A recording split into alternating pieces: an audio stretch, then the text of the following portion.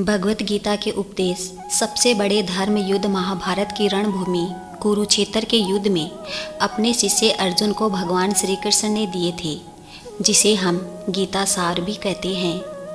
आप जिस भी चीज़ से बचने की कोशिश करते हैं वही आपकी चेतना का आधार बन जाती है।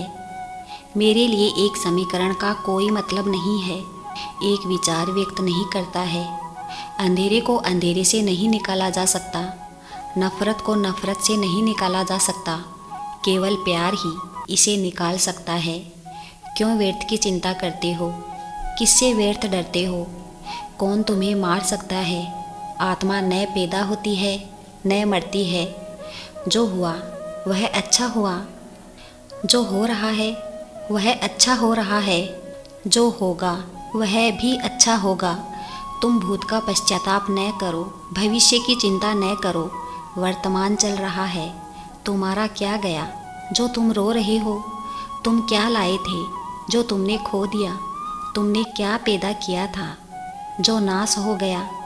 न तुम कुछ लेकर आए, जो लिया यहीं से लिया, जो दिया यहीं पर दिया, जो लिया इसी भगवान से लिया, जो दिया इसी भगवान को दिया। खाली हाथ आए, खाली हाथ ही चले। जो आज तुम्हारा है कल और किसी का था, परसों किसी और का होगा। तुम इसे अपना समझकर मग्न हो रहे हो। बस यही प्रसन्नता तुम्हारे दुखों का कारण है। परिवर्तन संसार का नियम है। जिसे तुम मृत्यु समझते हो वही तो जीवन है। एक क्षण में तुम करोड़ों के स्वामी बन जाते हो, दूसरे ही क्षण में तुम दरिद्र हो जाते हो। मेरा तेरा, छोटा बड़ा, अपना पराया मन से मिटा दो, फिर सब तुम्हारा है। तुम सबके हो, न यह शरीर तुम्हारा है न तुम शरीर के हो। यह अग्नि, जल, वायु, पृथ्वी और आकाश से मिलकर बना है और एक दिन इसी में मिल जाएगा। परंतु आत्मा स्थिर है। फिर तुम क्या हो? तुम अपने आप को भगवान को अर्पित कर दो। यही सबसे उत्तम सहारा है। जो इसके सहारे को जानता है वह भय, चिंता, शोक से सर्वदा के लिए मुक्त हो जाता है। जो इसके सहारे को जानता है वह भय, चिंता, शोक से सर्वदा के लिए मुक्त हो जाता है। जो कुछ भी तू करता है उसे भगवान को अर्पण कर। ऐसा करने से सदा जीवन मुक्त का आनंद अनुभव करेगा। मानव शरीर अस्थायी और आत्मा स्थायी है। भगवान श्री कृष्ण ने मनुष्य के शरीर को महज एक कपड़े का टुकड़ा बताया है, अर्थात एक ऐसा कपड़ा जिसे आत्मा हर जन्म में बदलती रहती है।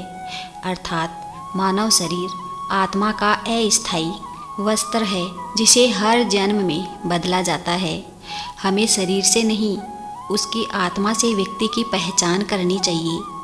जो लोग मनुष्य के शरीर से आकर्षित होते हैं या फिर मनुष्य के भीतरी मन को नहीं समझते हैं, ऐसे लोगों के लिए गीता का यह उपदेश बड़ी सीख देने वाला है। हर इंसान के द्वारा जन्म मरण के चक्कर को जान लेना बेहद आवश्यक है, क्योंकि मनुष्य के शरीर का मात्र एक ही सत्य है और वो है मृत्यु। क्योंकि जिस इंसान ने इस दुनिया में जन्म लिया है उसे एक दिन इस संसार को छोड़कर जाना ही है और यही इस दुनिया का अटल सत्य है। लेकिन इस बात को भी नहीं नकारा जा सकता कि हर इंसान अपनी मौत से भयभीत रहता है। अर्थात मनुष्य के जीवन की अटल सच्चाई से भयभीत होना इंसान की वर्तमान खुशियों को खराब कर देता है। इसलिए किसी भी तरह का डर नहीं रखना चाहिए, इससे व्यक्ति का नाश हो जाता है। भगवान श्री कृष्ण ने कहा है कि क्रोध से भ्रम पैदा होता है और भ्रम से बुद्धि का विनाश हो जाता है। वही जब बुद्धि काम नहीं करती तब तर्क नष्ट हो जाता है और व्यक्ति का नाश हो जाता है।